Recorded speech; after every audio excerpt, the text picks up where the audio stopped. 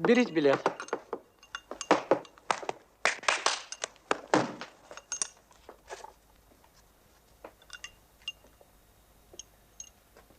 Профессор,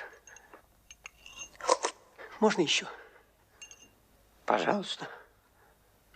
Зачеты, билеты, экзаменационные вопросы. Через эти испытания проходили все студенты. Неважно, учитесь вы очно или заочно, поблажек не будет никому. Правда, сегодня мы поговорим о тех, кто не всегда успевает сидеть за партой. В январе на защиту своих знаний обычно выходят студенты заочной формы обучения.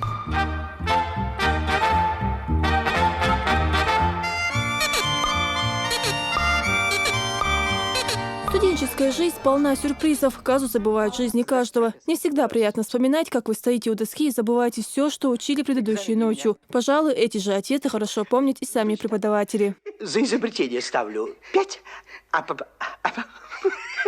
по предмету неуд.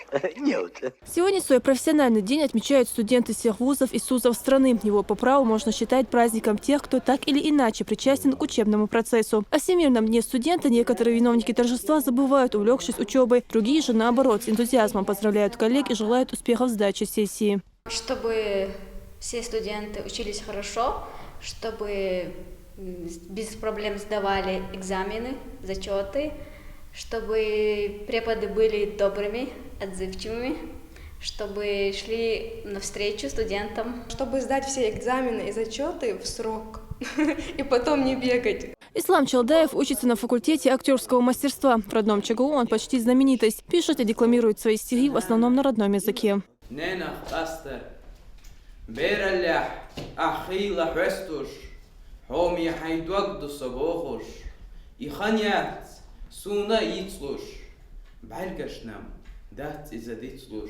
Чего уже точно не написано ни в какой книге, так это то, как лучше себя вести студенту и каково его главное предназначение. Ислам же считает, что самое важное для студента – это…